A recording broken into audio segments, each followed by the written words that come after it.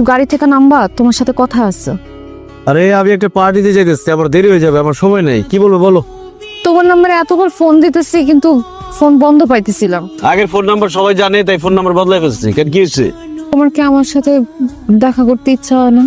রিমি, আমি তো বললাম আমি একটা পার্টিতে যাইতেছি, আমার এখন সময় নাই। রাস্তায় দাঁড়ায় দাঁড়ায় তোমার রোমান্টিক প্রশ্নের উত্তর দেওয়ার সময় আমার নাই।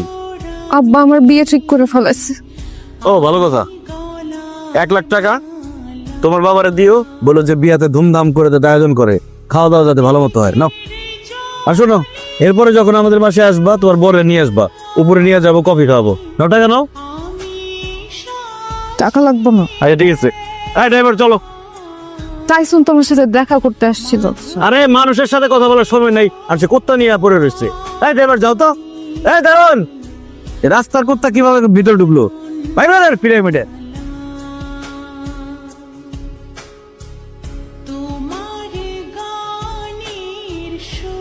তোমার কথা মতো যে কটা প্রজেক্টে ইনভেস্ট করেছি সব কটা প্রজেক্ট বাতিল হয়েছে।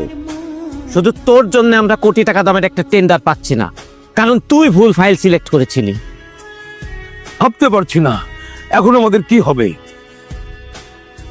You liar! তোমার কথা শুনে আমি জ্যাকির সাথে ব্রেকআপ করেছিলাম। তুমি বলেছিলে জ্যাকি ফকির হবে, ফকির হয়ে রাস্তায় রাস্তায় ঘুরবে, আমার পা ধরে বসে থাকবে।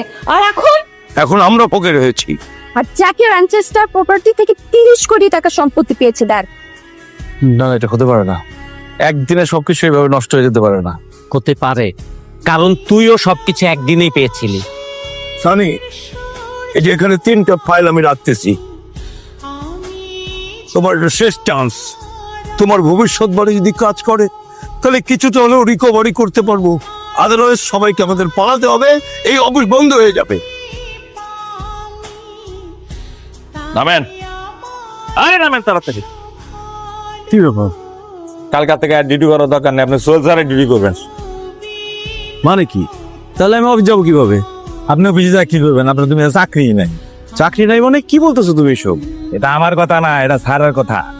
স্যারে আমারে ফোন করে কইছে আপনারা যদি গেটের ভিতরে ঢুকতে না দিই। কিরে তুই গরিবের কাছে বড় লোক হয়েছে মনে হয়? গাড়ি কর তোর? বন্ধু, আমার গাড়ি অফিস আর কিছুই নাই। অফিস নেই মানে?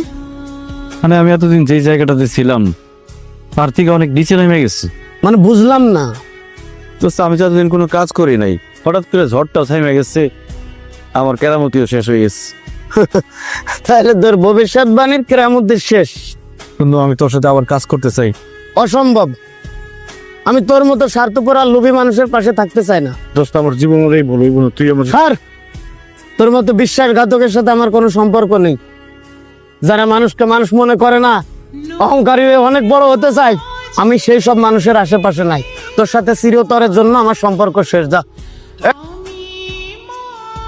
বা আমি তো আমার বিয়ার শাড়ি আনতে চাইতাছি, আপনার লাগে কি পাঞ্জাবি পাজামা নিয়ে আসো?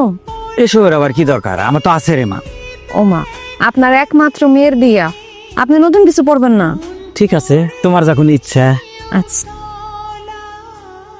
রিমি, আমার কিচ্ছু নাই। আমি যখন একটা দক্ষিণ বাতাসে সবকিছু পাইছিলাম, একটা দমকা বাতাস এসে আমার সবকিছু নিয়ে গেছে। আমি এখন রাস্তার ফকির। আমি সবকিছু হারাইছি, তাতে কোনো দুঃখ নাই, কিন্তু তুমি আমার ছেড়ে যাও না। এসব মায়া কান্নার কোনো দাম নাই। তুমি যখন রাস্তার ফকির হইছ, একটা রাস্তার ফকিরের লগে আমার মেয়ের কেমনি বিয়ে দেয়? তুমি যাও এখান থেকে। আচ্ছা, আমি আবার চাকরি খুঁজুন। 50,000 না হোক, 20,000 টাকা বেতনের চাকরি তো পাবো, তাতে আমাদের চলে দেবো। আপনি টিভির বিয়েটা না করে দেন। আব্বার এখানে কোনো কিছু বলার নাই, এই বিয়েতে আমি নিজে রাজি হয়েছি। আব্বু, আমি গেলাম, আমার ফিরতে একটু দেরি হবো, আসার পথে তার সঙ্গে দেখা করুন।